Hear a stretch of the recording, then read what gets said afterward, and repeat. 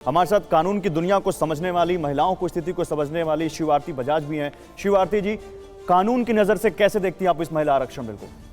Thank you Gaurav ji, it's a pleasure to be a part of your panel. देखिए, कानून की नज़र से अगर मैं देखूं, कानून क्या है, कानून बड़ा बाइनरी देखता है चीज़ को। कानून की नज़र से मैं देखती हूँ एक बहुत ही पुख्ता बिल है जो बहुत ही अच्छे तरीके से लगाया जा रहा है। ये इनफैक्ट इस दिन को हम कह सकते हैं जैसे कि एक लैंडमार्क डेज होते हैं जो इन दी कंट्री, क्योंकि अगर आप इस बिल को देखें, जैसे I will answer what the doctor said कि ये अभी क्यों इसको 15 साल या लिमिटेशन क्यों लगा है, उसका आंसर मैं दूंगी। बट अगर हम इसे लीगली देखें तो इन्होंने बड़े ही टेक्निकल और न्यूमेरिकल तरीके से रिजर्वेशन को लागू किया है और इसका बेसिस इन्होंने सेंसस रखा हुआ है जी। क्योंकि इसका बेसिस सेंसस है। सेंसस अगर आपको शायद यहाँ पता हो सबको 2021 में होना था, पर ड्यू टू कोविड वो टाल दिया गया था।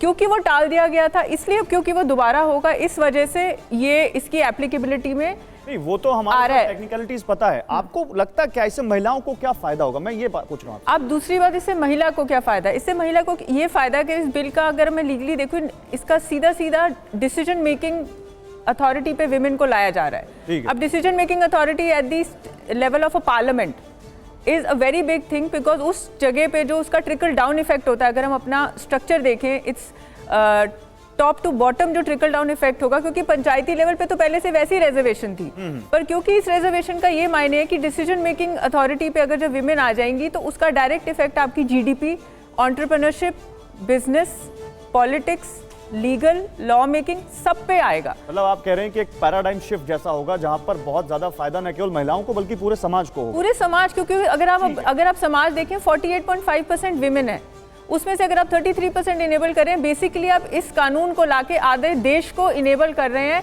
To contribute to the GDP of the country. बहुत बड़ी बात आप कह रही हैं, जीडीपी यानी देश की अर्थव्यवस्था को इससे फायदा होगा इस कानून के आने के बाद, जब से ये लागू होगा।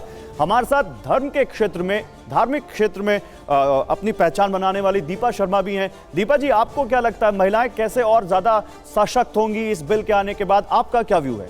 जी, थैंक यू गौरव जी। मैं आपको यहाँ बताना चाहूँगी, बहुत सारी महिलाएं हमारे बीच में, और मैं जैसे कि धर्म के क्षेत्र से जुड़ी हुई हूँ, धर्म के क्षेत्र पे कार्य भी करती हूँ, बहुत सारी चीज़ों में भाग लेती हूँ, तो मुझे लगता है कि जो महिलाओं के सशक्तिकरण की बात होती है, जहाँ पर हर समय कहा जाता है महिला सशक्तिकरण, मुझे लगता है कि जब तक आप कीचड़ में नहीं घुसते तब तक उस कीचड़ को साफ नहीं कर पाते हैं। जब आप ये बात कहते हैं कि महिला सशक्तिकरण, तो कहीं ना कहीं महिलाओं का उस क्षेत्र में घुसना बहुत ज़रूरी होता है।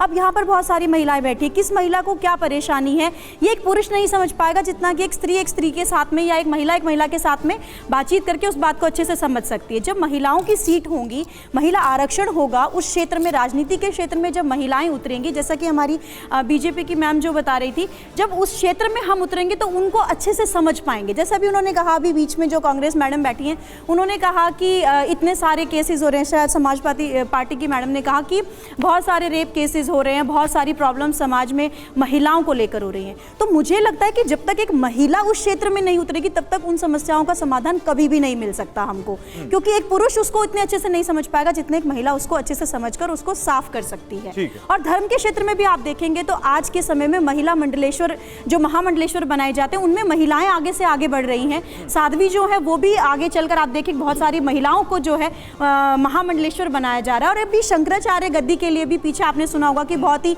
जद्दोजहद चली थी कि महिलाएं क्यों नहीं उस सीट पर बैठ सकती। तो मुझे लगता है ये बहुत बड़ा फैसला सरकार का और बहुत अच्छा फैसला, और हर महिला को इसका स्वागत करना चाहिए। मैं आ रहा हूं शारू जी, एक व्यू और रह गया है, एक व्यू और रह गया है जो हमारे साथ सोसाइटी कलर सेक्शन से महिलाएं। फिर मैं आपके पास आता हूं। हमारे साथ फैशन और फिल्म की दुनिया से मानवी तनेजा हैं। मानवी बढ़ चढ़कर वैसे भी अपने व्यू रखती हैं टीवी पैनल्स में। क्या लगता है मानवी, आपके हिसाब से कैसे इनेबल होंगी, कैसे और ज्यादा फायदा होगा महिलाओं को इस कानून के बाद? देखिए गौरव जी, मैं तो ये बोलना चाहती हूँ कि इस बिल के आने के बाद मेरे मन में कुछ सवाल आ गए हैं और बहुत सारे से क्लॉजेस हैं जो इस बिल में इंक्लूड नहीं करे गए हैं। अच्छा। 2014 में बीजेपी की सरकार आई और बहुमत की सरकार थी। 2024 में चुनाव आने वाले हैं, तो मुझे ये समझ में नहीं आता कि 9.5 साल लग गए बीजेपी को जागने में कि महिला के लिए क्या लेकर के आ सकते हैं, ये पहले भी महिला के लिए ला सकते हैं। 9.5 साल तक इन्होंने कुछ नहीं किया। अब देखिए इनकी जो फितरत है, जब भी कुछ चुनाव होता है तो ये जो धागे वाला लट्टू होता है ना, जो गोल गोल घूमता है धागे वाला लट्टू, ये धागे वाला लट्टू ऐसे छोड़ देते हैं जनता पे, और जनता उसी लट्टू पे घूम जाती है। अभी किसी ने बोला था डिलिमिटेशन है और बहुत सारा प्रोसेस है, एक प्रोसेस फॉलो होगा तभी जाकर के लगेगा 5 साल 10 साल 15 साल 20 साल आएगा नहीं आएगा, ठंडे बस्ते में जाएगा, इसमें कितनी सरकारें आएंगी सरकारें जाएंगी, किसी को कुछ नहीं पता। तो ये लट्टू की तरह घूमता रहेगा बिल। कानून तो बन गया, नहीं अभी इम्प्लीमेंट नहीं हुआ ना, अभी इम्प्लीमेंट नहीं हुआ। और दूसरी बात ये जो अभी एक मैडम ने ये बोला था कि महिला के लिए क्यों नहीं बोलते, जब महिला की सिक्योरिटी के लिए बोलते, मैं बिल्कुल सहमत हूँ कि आप ये बिल लेकर के आ रहे हैं जो बिल लट्टू की तरह घूम रहा है, जो पता नहीं कब इम्प्लीमेंट होगा। अब महिला के लिए करिए, क्योंकि इनके दुख दर्द भी जो है ना वो स्टेट को देख करके बदल जाते हैं। अगर अभी उज्जैन के लिए सवाल सुन लीजिए, वो उज्जैन और उसके आप रेफरेंस दे दीजिएगा। मेरा सवाल क्या है कि आपको लगता है इससे महिलाओं को फायदा होगा नहीं होगा? नहीं, तो इससे महिला को बताइए। देखिए, पहली बात, अभी बीजेपी की लेडी ने ये बोला कि 50 से ज्यादा हमारी इस वक्त जनसंख्या है। अगर आप महिला की बात करें तो आप 50% ही ले आइए, हमें 50 से ज्यादा का नहीं चाहिए, 50% ही ले आइए। आप कहीं ना कहीं अभी इलेक्शन है एमपी में, छत्तीसगढ़ में, राजस्थान में, आप 50% टिकट दे दीजिए ना, अब महिला को टिकट दे दीजिए, वो भी नहीं देंगे। तो आपका हर चीज इतना सिलेक्टिव क्यों है? ये सिर्फ आप पार्लियामेंट तक क्यों सीमित रख रहे हैं? आप इसको एजुकेशन सेक्टर में भी लेके जाइए, जुडिशरी में लेके जाइए, प्राइवेट जॉब्स में लेके जाइए, गवर्नमेंट जॉब्स में लेके जाइए, तो हर जगह इसको इंप्लीमेंट करिए ना। लेकिन आपका वहीं पे सिलेक्टिव अप्रोच। यहाँ पे एक बात मैं आखिरी में बोलना चाहती हूँ, इन्होंने बोला एक बहुत बड़ा वकील था, कांग्रेस की लेडी ने, बिल्कुल सही बात है, बहुत बड़ा वकील था जिसने इसको अपोज किया था, ये लाने नहीं दिया, क्योंकि कहीं ना कहीं बीजेपी की मानसिकता ये है कि महिलाएं आगे ना निकल जाएं। सुनिए, महिला आगे ना निकल जाए, इसीलिए उस वक्त क्यों अपोज किया, उस वक्त विरोध क्यों किया? आज अगर उसके पक्ष में खड़े हैं तो उस वक्त भी करना चाहिए था, लेकिन उस वक्त नहीं किया।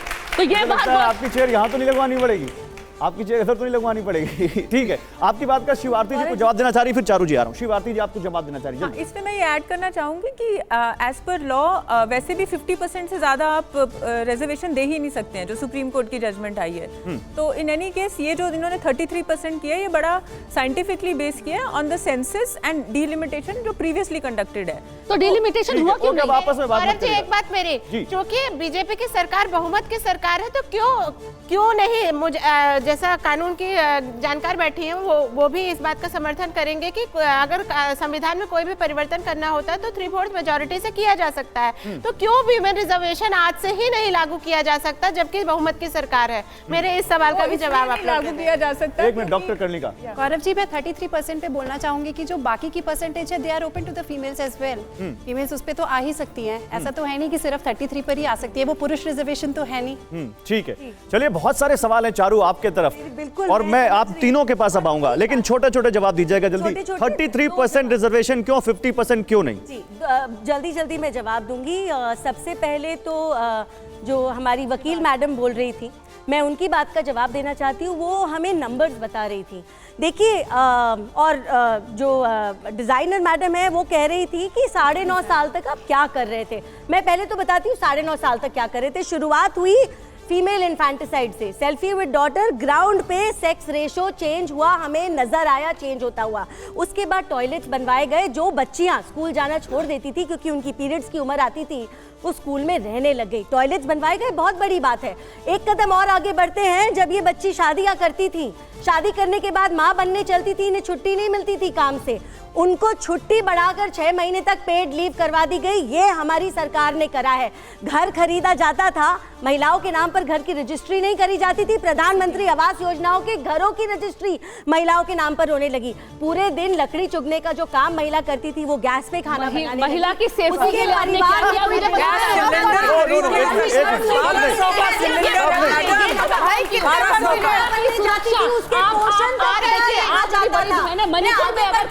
मुझे मणिपुर में अगर कुछ होता है, एक मिनट और नहीं, सब एक साथ नहीं, एक minute. Okay Charu, you made your point ma'am.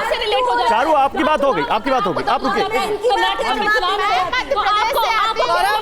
अभी आपने मानवी, आप सबको बोलने का मौका दिया, मुझे इधर से ऋतु जल्दी से आप बोलिए मैम, उसके बाद मुझे ब्रेक पे जाना है। बोलिए मैम। देखिए, भाजपा की ये नियति बन गई है कि पार्लियामेंट में झूठ बोलेंगे, चुनावी रैलियों में झूठ बोलेंगे और डिबेट में भी झूठ बोलेंगे। इनसे ये पूछ लीजिए कि सिलेंडर का रेट क्या है, क्या एक गरीब आदमी सिलेंडर खरीद सकता है? मुझे भी बजट का ख्याल रखना पड़ता है, मुझे भी बजट का ख्याल रखना पड़ता है, देखना पड़ता है कि सिलेंडर कितना चलेगा। आप नहीं पढ़ती है मैडम, आपको पढ़ना चाहिए कि भारत उनकी बात सिलेंडर करेंगे। की बात तो करें। देखिए ऐसे होगा तो गौरव जी एक नहीं हो मिनट, पाएगा।